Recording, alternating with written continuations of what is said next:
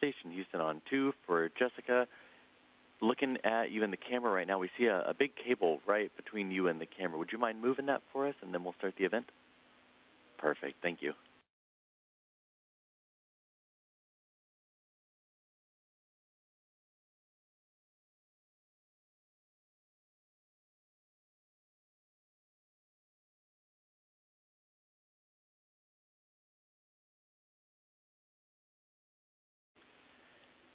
Station, this is Houston. Are you ready for the event? Houston, this is Station. We are ready. New Space and Solutions Conference. This is Mission Control Houston. Please call Station for a voice check. Station, this is Dylan Mathis from the New and Space Solutions Conference, coming to you live from Seville, Spain. How do you hear me? Good morning, Dylan. Good morning, Spain. We hear you loud and clear. How else? Loud and clear. Thank you.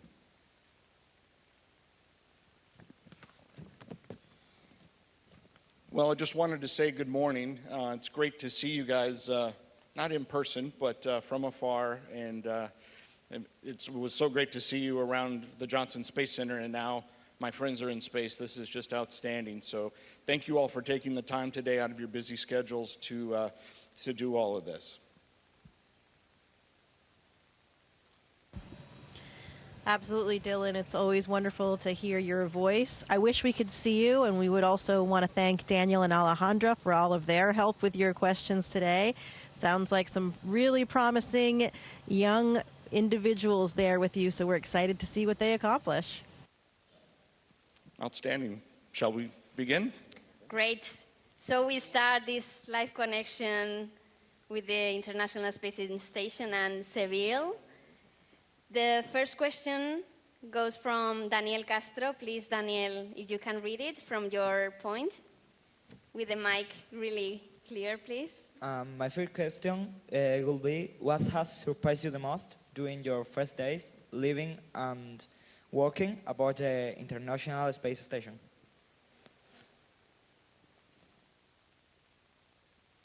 Yeah, you know, Daniel, everything is surprising when you launch and you leave Earth for the first time. And so launch was amazing and a very special experience. And then arriving here in space, we met our friends that we had trained with a few months before.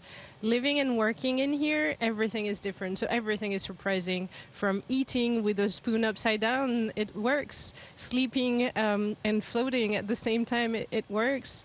And just moving in 3 dimensions, floating and using your arms to go from one place to the other. Everything is surprising, and I really love it. For me, what I loved most, I would say, is the way we would use 3 dimensions. There is although there is a ceiling and a floor for the naming, and all the letters are written in the same order, I would say, in the same line.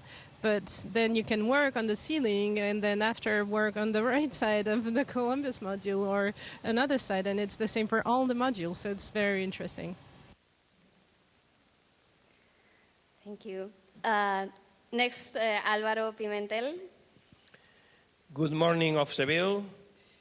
How is your body responding to microgravity during the first days of adaptation in orbit?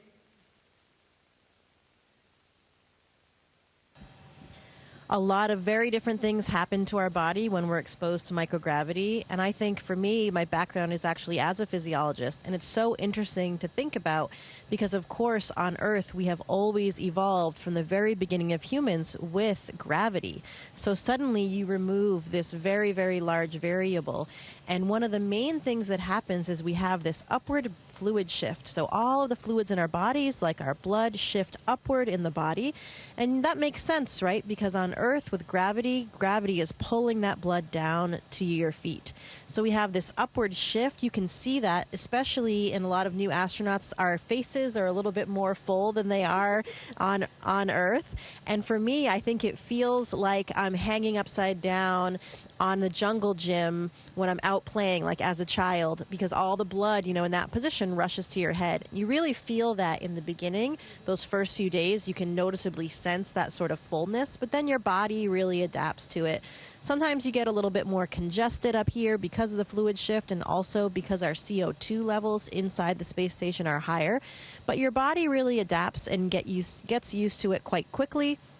You even let some of that extra bloody fluid go because the receptors for sensing the amount of fluid in your body are actually located up here. So if you have this upward shift, then your body thinks, oh, I have too much volume, I'm going to get rid of that. And so you do that actually by increasing more urine output and then reestablish this new kind of homeostasis for your body. So to me, you know, as a physiologist, it's really remarkable that we adapt so quickly and we feel so comfortable.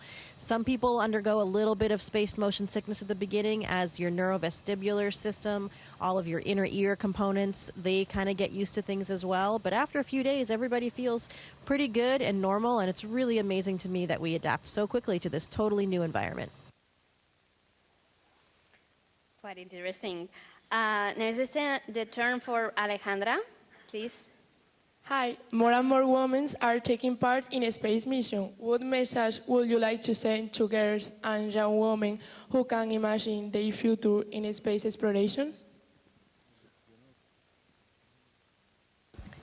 Hi, Alexandra. I would say go for it. Go without hesitating. Just go.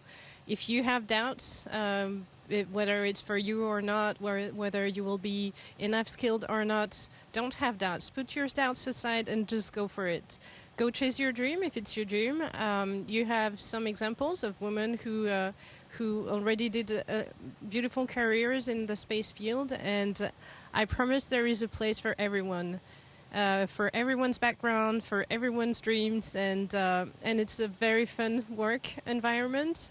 People are really passionate. This is what strikes me the most when working in the aeronautic and space environment, is that everyone loves their job. And so it's people are communicating their joy of working every day because they're just happy, they're passionate about what they're doing. So whatever your background is, if you're a woman or not, you just go for it. If you want to do it, you'll become passionate about what you're doing. And I'm very excited to see new generations become passionate too. And I'm willing to share and to inspire and to just give this little sparkle of joy for working in this environment.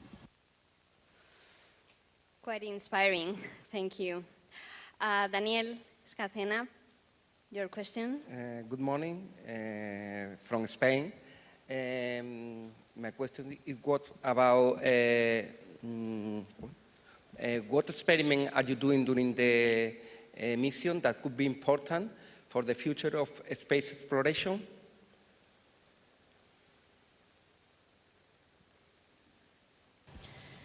So we are up here doing a lot of different types of experiments that will be very, very important for the future of space exploration and also for life back on Earth. We can tell you a little bit about some of the ones that we've been doing so far this mission. You know, we've been up here about 2 months now.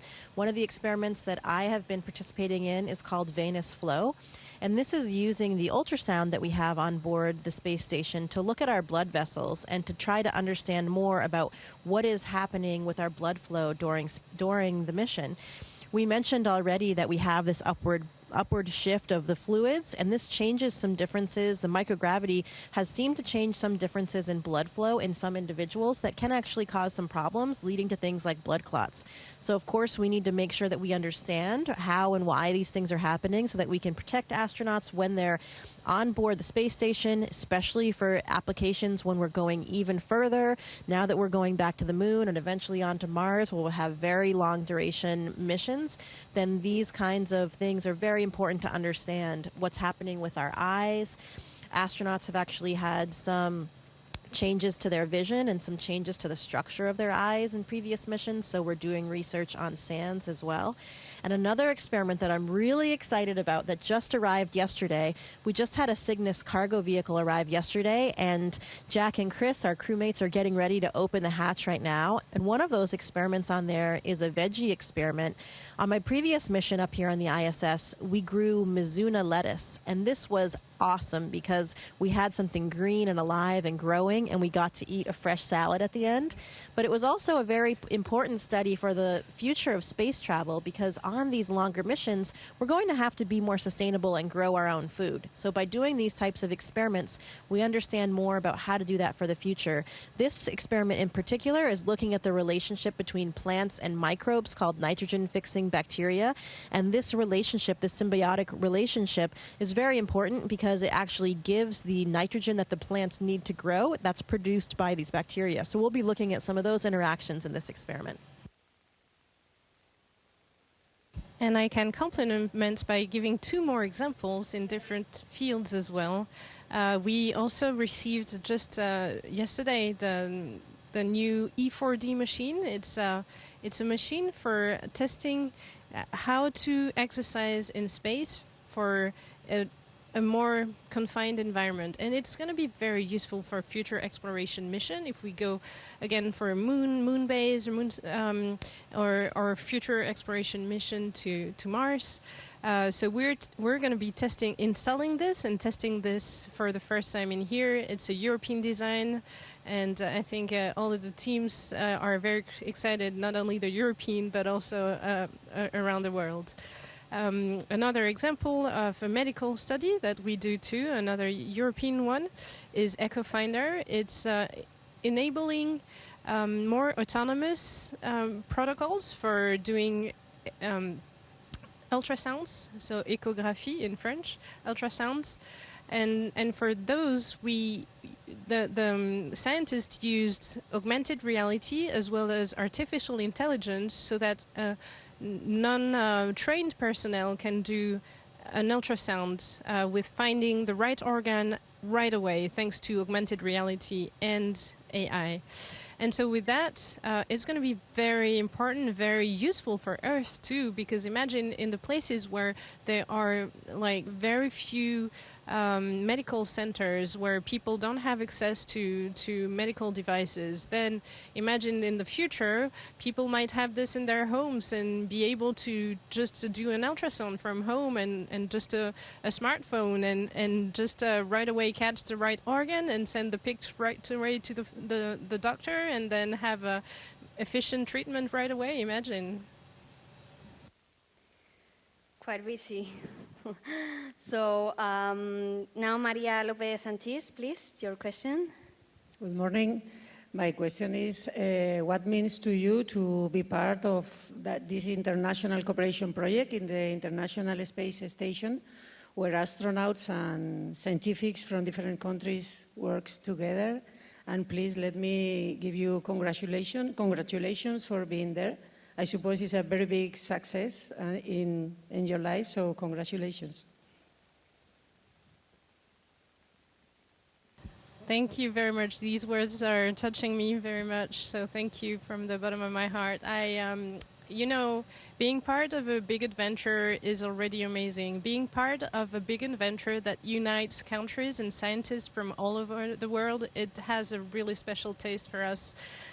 Basically, you combine the efforts and talents and skills and intelligence of all people from around the world, and these people gather together, work together, and find solutions, find technological solutions, and just make discoveries together. It's very uniting.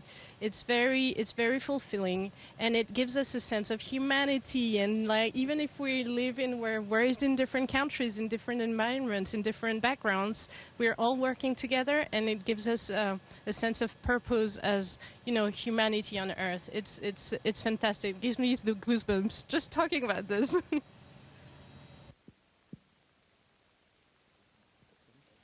So now is the turn for José Javier Alonso, please. Good morning. It's a pleasure to greet you from Seville. My question is the following. NASA is preparing to send astronauts back to the moon for the first time in more than 50 years. How does the work you are doing on the International Space Station help prepare for those future missions? Thank you very much. Well, we are so excited that we have already begun the Artemis era, and we were up here. You know, our friends and colleagues just returned from the moon from the first mission, the Artemis 2 mission, that sent astronauts even further than people had ever ventured before, further on the other side of the moon. So we're really excited about the next steps, where we'll do some future missions and eventually be landing there.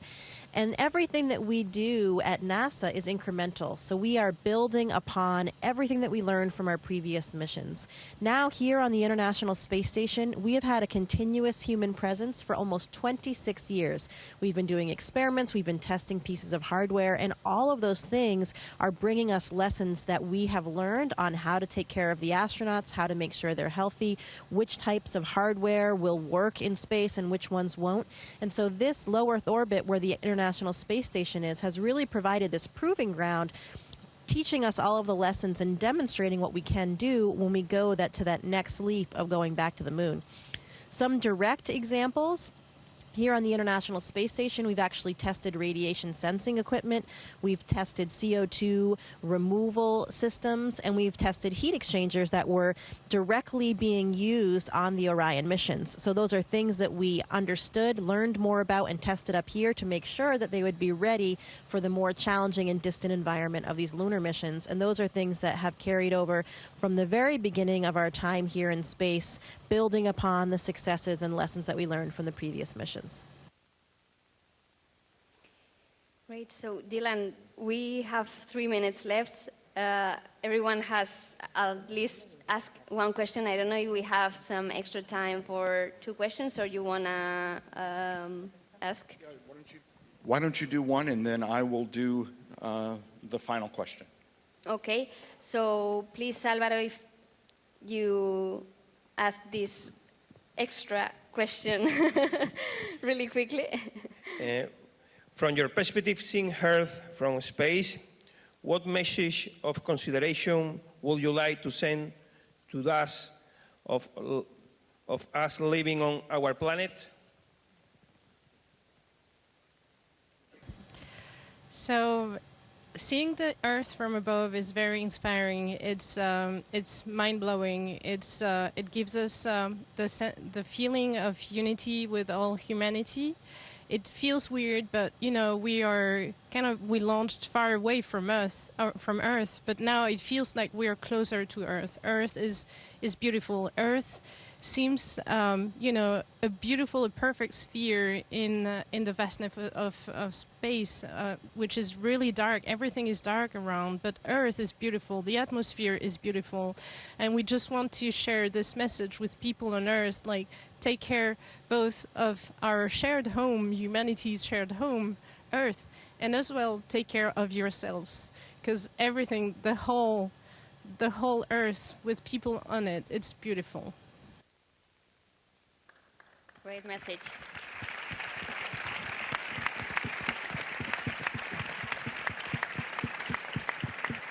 Thank you, Sophie. Thank you, Sophie. That was beautiful. Another question or two. We've got just about 90 seconds left. This past week, you all got to do something quite historic and talk to 2 different ships in space, one going to the moon and one orbiting the Earth. Tell me what that was like for you. Dylan, that was incredibly special. As you know, 2 of my classmates, like brothers and sisters, are on board, as well as 2 of my uncles from the class before me. All of us know them quite well, and it was extraordinarily special and unique, and actually even surprising to me how emotional I was. We actually had a view of them in the capsule that we didn't realize we would have until about a couple minutes before the event. And when I saw those 4 individuals, our friends and colleagues, I was so emotional I could barely speak. And usually I'm not at a loss for words. It was incredibly touching to think that we had this connection of all of us in space at the same time. And it meant so much to see that our next steps, going back to the moon, it's finally happening. You know, we've been talking about it for so long, and now it is reality. So seeing them return after the incredible images and scientific observations that they were sending back, it was very, very profound, and I think it is a moment that we will all remember for a very, very long time. Outstanding. Thank you, Jessica. What I'd like to do now here as we close out, first of all, thank you both so much for your time today out of your busy schedules. Sophie, Jessica, we really appreciate it. Thank you so much. Another thing I'd like to do is give a few shout outs to the people at JSC that are working so hard to help make this happen. Our folks in public affairs that got up real early to do this. Thank you guys so much. We really appreciate it. And I'd also like to give a shout out to the flight directors that I just saw on the screen a moment ago. I saw Pooja.